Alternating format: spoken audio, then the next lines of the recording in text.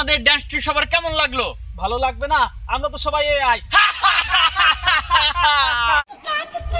আমাদেরকে পৃথিবীর সকল মানুষকেই এআই বানিয়ে দিতে হবে। তুমি ঠিকই বলেছো।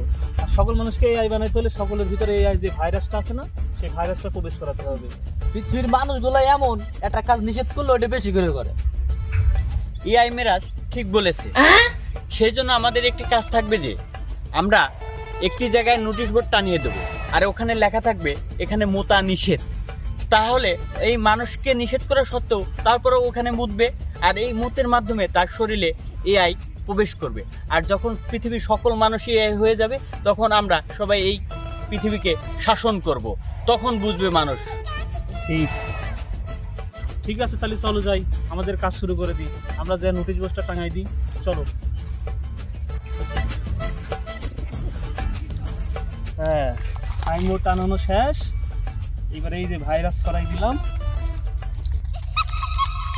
এর উপর যে মুহূর্তে সেই এআই ভাইরাস হয়ে যাবে, আর আমাদের উদ্দেশ্য সফল হবে। চলো।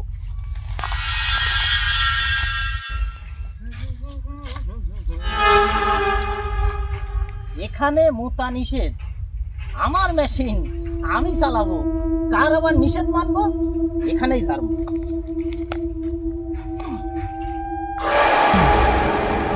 এনে মুতা নিষেধ, আল্লাহর পালা।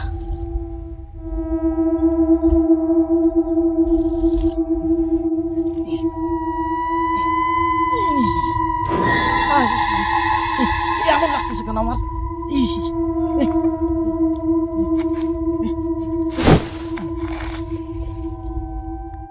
সমাজে এআই ভয়ঙ্করভাবে ধারণ করেছে।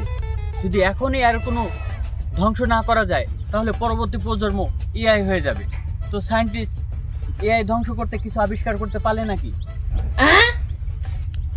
আবিষ্কার তো আছে। এআই ধ্বংস করতে হলে এআই ভাইরাস লাগবে, যা শুধু এআইদের শরীরেই আছে। তো সাধু, আপনি কিছু আবিষ্কার করতে পারলেন এআই ধ্বংস করার জন্য? আমি হচ্ছি সাধু, দিস না তোরা কেউ পাদু, এখন দেখাবো আমার হাতের জাদু।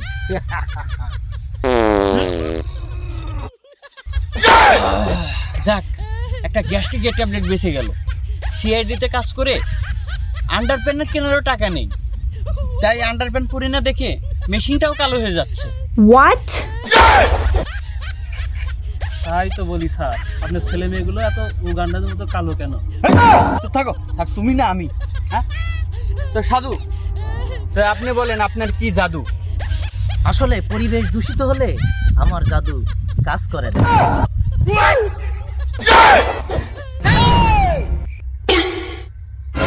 এখন শুধু এআই সম্পর্কে আমার নানিই জানে, তাই আমরা চলো সবাই নানির কাছে যাই, যে এআই ভাইরাস সম্পর্কে জেনে আসি। স্যার এক মিনিট, আমি একটু মুখে আসি। আরে সায়েন্টিস্ট, তোমার মেশিনের নাট ঢিলা হয়ে গেছে, মেশিনের নাটটা টাইট দিও, কাজের সময় এলেই তোমার টাঙ্কি ফুল হয়ে যায়। যাও।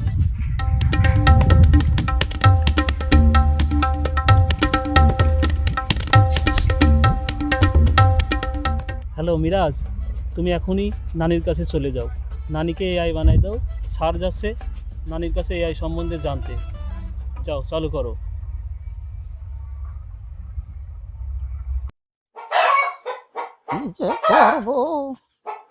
সকালবেলায় বই কেন? রানী, তুমি যা কি করতেছো? তোমার সারা দুনিয়া খুঁজে বেড়াইতেছি, পাইতেছি না।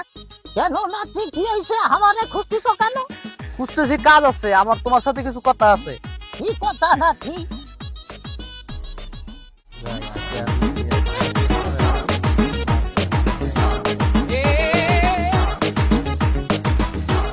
রে নাতি, কি করো? এলে কি পানি পুনি কি ছিটাইতেছো? রানী, তুমি একটু এদিকে আসো তো, এই জায়গায় একটু মতো তো।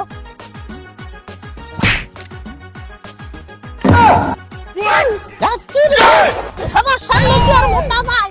তোর নানা থাকলে নাই অন্য কিছু করতাম। এই বয়সে নানির এত ইচ্ছা, এই জন্য তো নানাকে হার্বাল কোম্পানির চিকিৎসা নিতে হয়। আচ্ছা আসো, তুমি এখন এত মতো এখানে। আমার এখন মুখ আসেনি।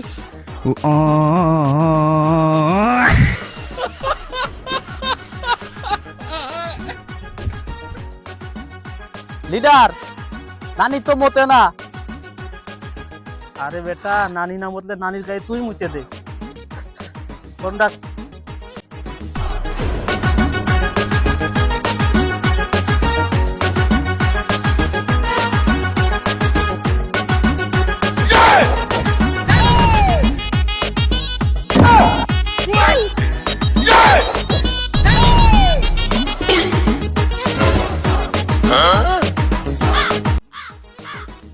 হারামজাদা নাতি, তোর নানা কোনোদিন আমার গায়ে মোটেনি, আর তুই আজকে কামটা করলি কি? একদিন আমার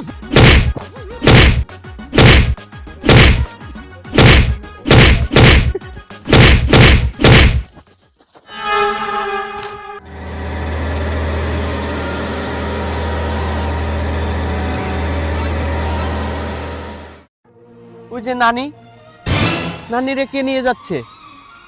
নানির কাছে এখন যাওয়া যাবে না, নানিকে এআই বানাই দিছে। আমরা যদি যাই না ওখানে, আমাদেরকে এআই বানাই দিবে। নানি ছিল শুধু এআই তথ্য দেওয়ার মাত্র একমাত্র উপায়, সেই নানিকেও এখন এআই বানিয়ে দিচ্ছে। কিভাবে এআই ধ্বংস করব? এআই এর দুনিয়াতে এআই কে করব ধ্বংস। দেখাবো আমি আমার মন্ত্রের কি ছন্দ। অসম্ভবকে সম্ভব করাই, এটাই এআই এর কাজ। তাই তো আমি বলি সবাই এআই থেকে দূরে চলে যাক। এআই হলো মিথ্যাচার, নষ্টের দুনিয়া। এআই ব্যবহার করলে আমরা সবাই হয়ে যাব বরবাদ। এআইকে যদি ভালোভাবে ব্যবহার করা যায়, ক্ষতি হবে না কারো।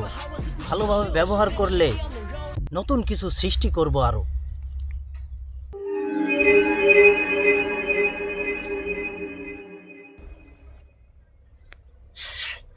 এই সাধু তো বেঁচে থাকলে আমার স্বপ্ন পূরণ হতে দেবে না, এরে শেষ করতে হবে আগে।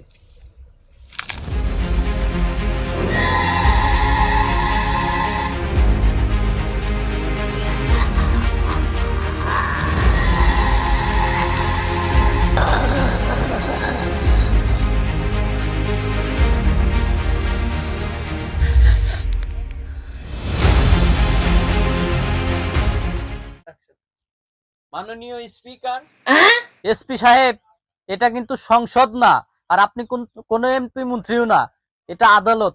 মাথায় রেখে কথা বলতে হবে। ভুলে গেছি। মহামান্য আদালত, এই সেই খুনি যে আমার সাধুকে, আমার গুরুকে হত্যা করেছে। তুই নিজের ভাইরা আসামি সাজাইতেছস? তুই কি জানিস ওরে তোর আপন ভাই? ভাই? কিভাবে? তুই কিন্তু জানিস না নাতি, ওই সাধুই তোর আব্বাকে হত্যা করেছিল, আর তোর বড় ভাইটা দেখে ফেলেছিল। এই জন্যই তোর ভাই ওই সাধুকে মেরে সে তার প্রতিশোধ নিয়েছে।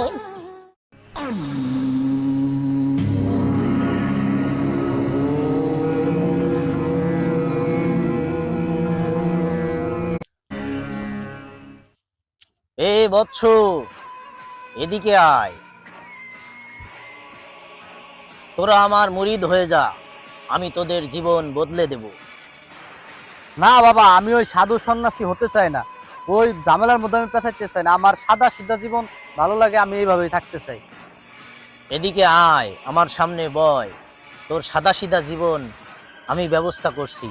আয় আয়, তুই যখন সাদা সিধে জীবনই চাস, তোর সাদা সিধা জীবনই আমি দিচ্ছি। ওদিকে ঘুরে বয়। সাদা সিধা জীবন কত ভয়ঙ্কর তা তো তুই জানিস না। তা তো তুই জানিস না। সাদা সিধে জীবন, সাদা সিধে জীবন।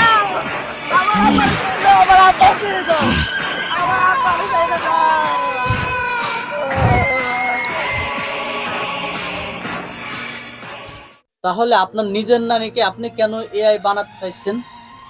না, আমি আমার নানিকে এআই বানাইতে চাই নাই। আমি শুধু চেয়েছি সত্যটাতে কেউ জানতে না পারে, এই জন্য নানিকে অজ্ঞান করার জন্য তোমাকে ওই কেমিক্যালটা আমি দিয়েছিলাম। আমি আমার নানিকে মারতে চাইনি। আমি আমার নিজের নানিকে কিভাবে মারবো? আমি আমার নানিকে মারতে চাইনি।